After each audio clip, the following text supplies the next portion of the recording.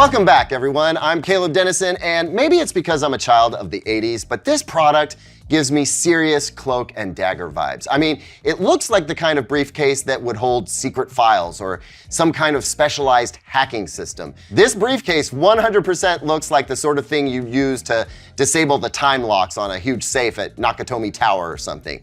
But it's actually a TV. So what's inside this briefcase is as cool, if not more so, than what you might imagine is in it. I mean, tell me you don't want to show up to a gathering and pop this thing open. For me, it's just got cool factor oozing out of it. I think the important question here is, what do you have left when the cool factor wears off?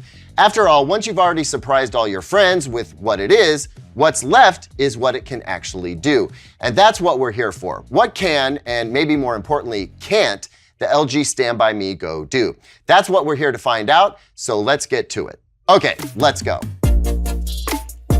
The LG StanbyME Go weighs 28 pounds. That's not nothing. It's not gonna give you a hard time toting it from your car to a picnic table or across the parking lot to your friend's tailgate, but unless you're a real hardcore hiker, you're not gonna wanna take this thing backpacking. Besides, I think most backpackers are smart enough to spend their packable weight on liquid entertainment as opposed to the video kind. I suspect most of the StanbyME Go's weight can be attributed to its lithium-ion battery pack, but I reckon some of it may be due to the case. The metal doesn't feel super heavy, but it does feel durable.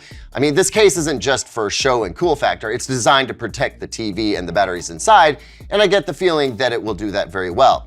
As much as I'd like to have a spare StanbyME Go around that I could abuse by swinging hammers at it and dropping the thing from increasingly high altitudes, I don't. So that job remains open to anyone with a spare $1,000 and no emotional attachments to nice TVs. Speaking of lithium-ion batteries and altitude, the StanbyME Go seems like exactly the sort of device that is gonna cause you trouble if you take it on a plane.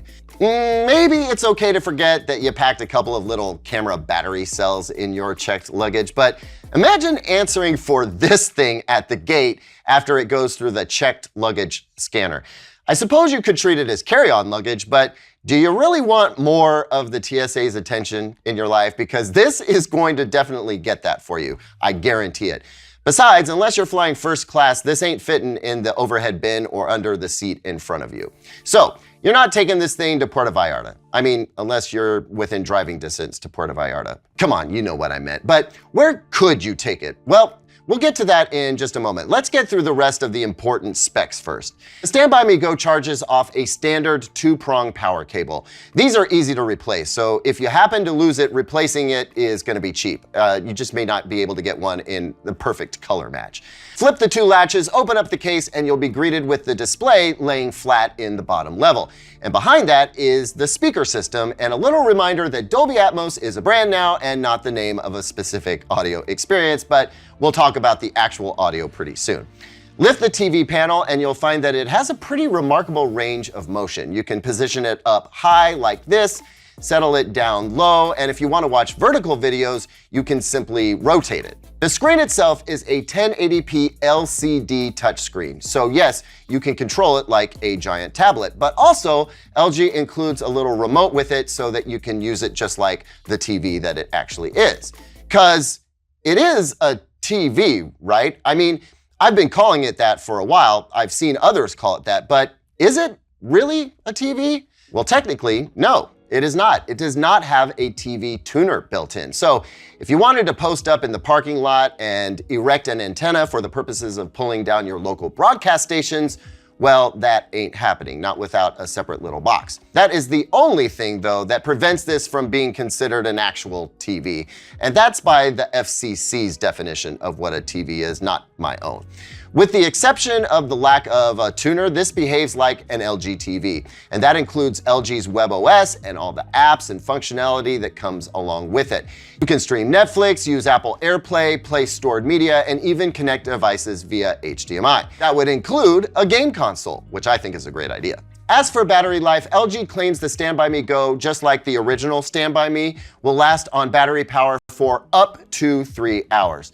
That should be a red flag to you by now. Anytime something with a battery is claimed to last up to any particular time, you should probably just immediately cut that down by like 30%. On its best day in eco mode and low power mode, you will indeed likely get about 3 hours. However, you're probably not going to want to use it that way.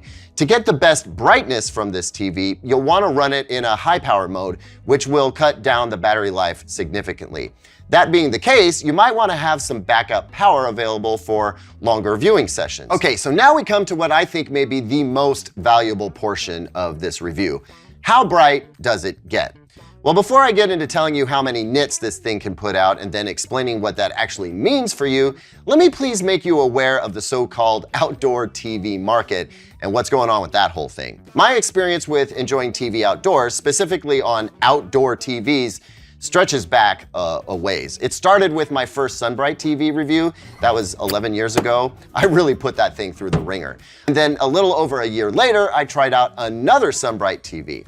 More recently, I experienced the beast that is the Samsung Terrace, and along the way, I've done plenty of RVing, during which I've tested plenty of non-outdoor TVs, as well as outdoor-specific models made for RVers from the likes of Furrion. Bottom line is, I've seen almost all of them, and even those TVs that claim to be good for full sun, well, they are visible, that's true, but they are also insanely expensive. There are actually indoor TVs that can get as bright as some outdoor TVs, but those super expensive things put all the money into processing and stuff, and nothing into weatherproofing or dustproofing. True outdoor TVs are just on their own very specific, usually very expensive level. I point all that stuff out because the StanbyME Go is very much not an outdoor TV in that sense.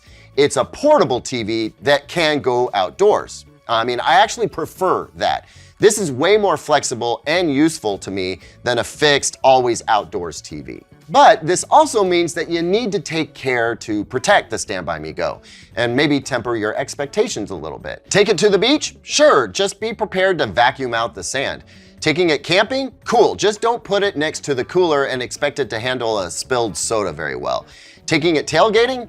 Awesome sauce, unless that sauce is barbecue sauce, in which case, not so awesome for this TV. Generally speaking, you're gonna want some shade for this TV, either made by nature or provided by you, because without shade, you're gonna have to juice up this TV's brightness, and doing that is gonna hit the battery pretty significantly. This portable TV in vivid mode with all power saving disabled can put out about 500 nits full screen. And as a matter of fact, that's as bright as it gets for HDR highlights as well. To get that kind of brightness though, you have to know how to turn off all energy saving, which I missed while shooting this tailgating setup. The TV is not as bright here in this shot as it can actually get.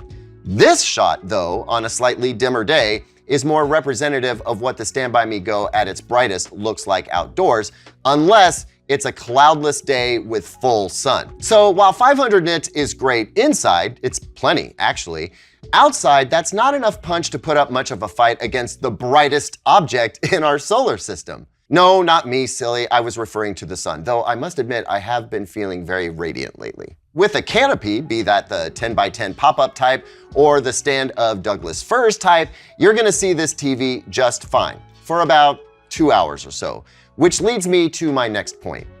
You know that Anker Solix F3800 I was just talking about? Well, you don't need something that serious. Anker makes some smaller portable batteries, as a matter of fact. But if you're gonna tailgate with this thing or wanna watch it for any significant amount of time while in the car or while camping or what have you, I suggest having some backup power along so that you can power it directly or charge it back up. Or maybe you can just charge it off your EV or from your car if you're driving. The onboard battery will get you through many movies or a few episodes of your favorite show. And if you're in a dim or dark environment, go ahead and turn on low power mode and you'll be able to get through most movies that aren't made by Peter Jackson.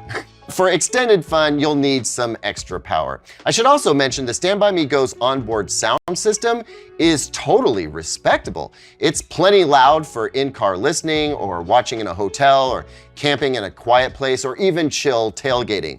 But for more raucous environments, I would suggest using a larger external speaker, either via Bluetooth or using the StanbyME Go's auxiliary out port. My speaker of choice is this new Soundbox speaker. Keep an eye out for a video about that thing soon. Look guys, this thing is just fun.